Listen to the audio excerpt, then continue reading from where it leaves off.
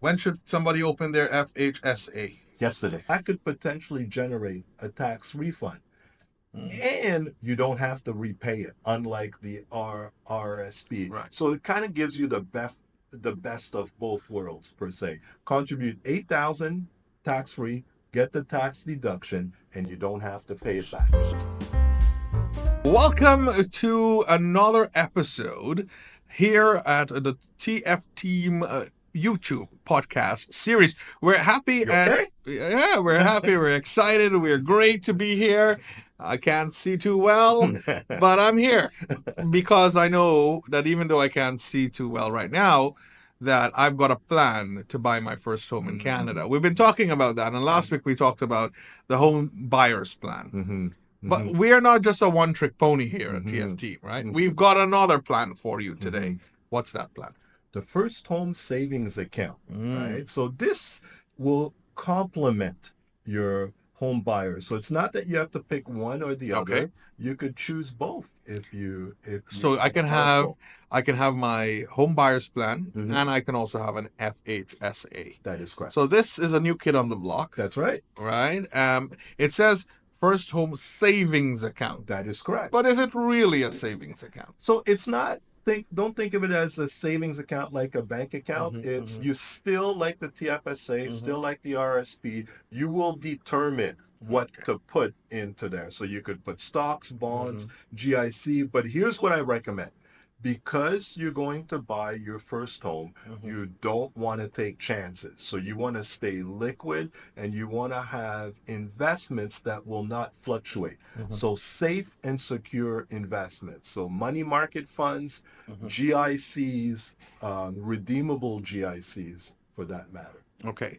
And what are the eligible criteria for you to open an FHSA? So last week we saw that for the RSP Home Buyers Plan, we needed to have earned income. Yeah. Here, it's similar to the TFSA. You don't need to have earned income. So if you don't work, that's no issue. So you got to be you got to be 18 years of age, be a Canadian resident for tax purposes, which basically means you've been in Canada for at least 183 days, and of course, have a SIN number, even if that SIN number starts with a 9.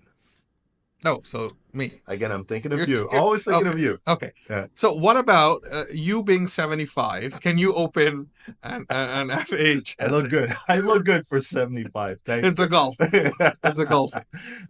So you have to be between the ages of 18 and 71. So I'm out. You're right? At 75, I'm out. Okay. All right. So 18 to 71, and you could open FHSA. The latest, it has to be 71. So, like an RRSP, you can have that and then collapse it at the age of 71. Mhm. What about the FHSA? Can you have that and collapse it? You do have to collapse it at 71? How does that work? Yeah, so you have no choice. So if you're 71 and you still haven't bought your first home, yeah, you have to collapse it. The good thing is that you could transfer any unused FHSA holdings into an RSP.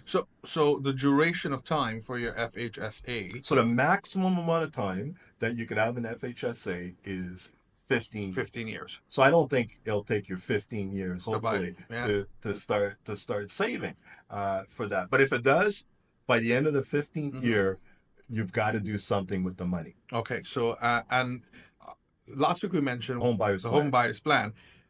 You have to live there.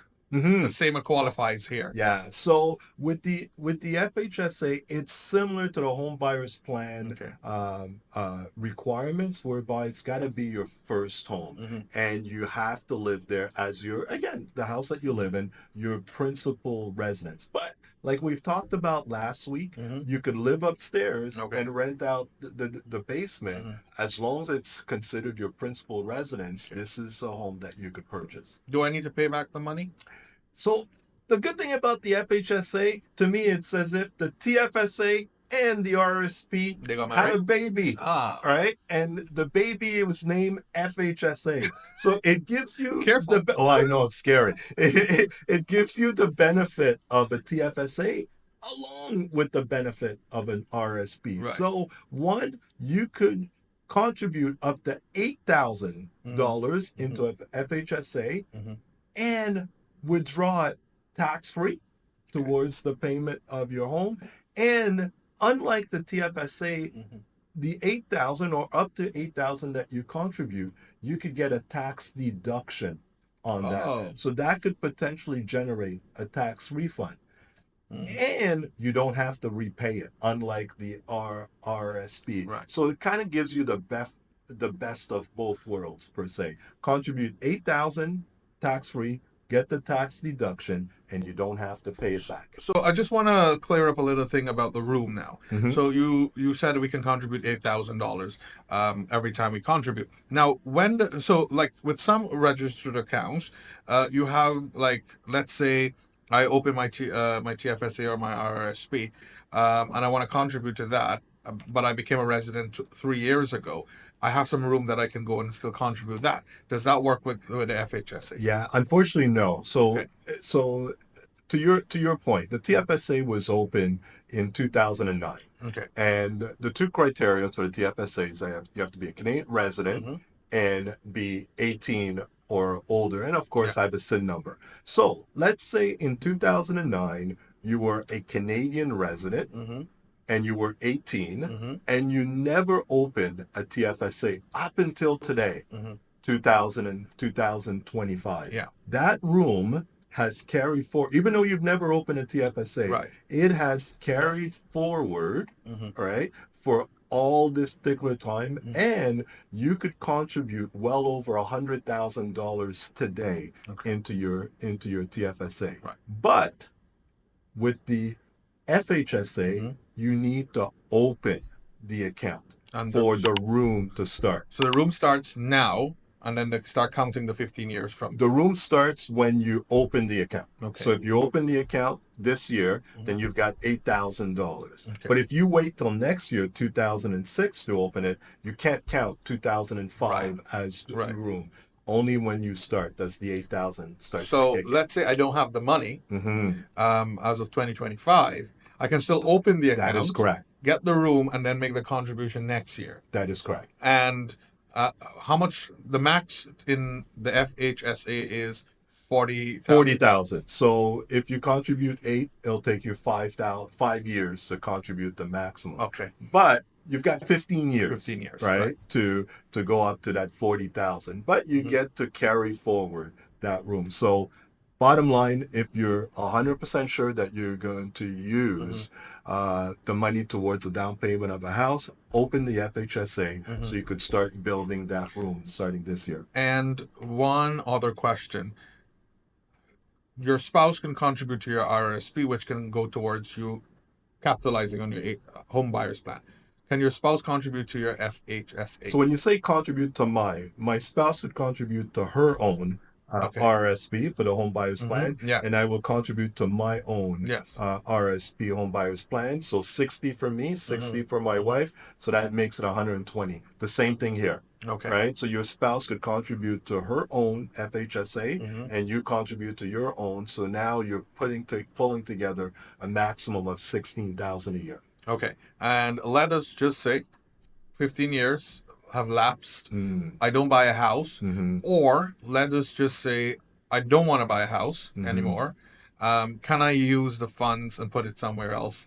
Or do I have to pay tax and take the money out? And Your best bet, as long as you didn't over contribute, your best bet is they'll allow you to do a direct transfer from your FHSA to your RSP. And no, you're not gonna get the RSP deduction when you do the transfer, because you already got the deduction when you you can double dip. No, double dip. Okay. exactly. So when should somebody open their FHSA? Yesterday. Yes. Knowing that they want to buy their first home so they can get that room. Exactly. But they have to know that they're going to be committed to buying a house within 15 years. That is correct. Right? So get to your FHSA. Can the team help? Absolutely. So we could help you with your FHSA and your RSP home buyers plan, because you could do both. Mm-hmm. right? So it's not one or the other. And if you're lucky enough that you have the ability to do both, that means you're going to probably generate a significant tax refund in that particular year. Mm-hmm. And then you could use the tax refund for all the little ancillary stuff, right? Yeah. Buying a new fridge, new stove, you name it, all the stuff that you need for your first home. All right. So thank you again, as always. So knowledgeable you are. That's why we keep you around at the age of 75. Thank you. And of course, we will be here again. We might have another plan for you next week. We might have another opportunity for you to save, whether it's for buying a home, Mhm. whether for education, Mhm. whatever it is. We might come up with a topic. And if you have a topic you want us to talk about, surely let us know. Thank you. We will be back on a brand new episode next week. Take care. Bye bye for now.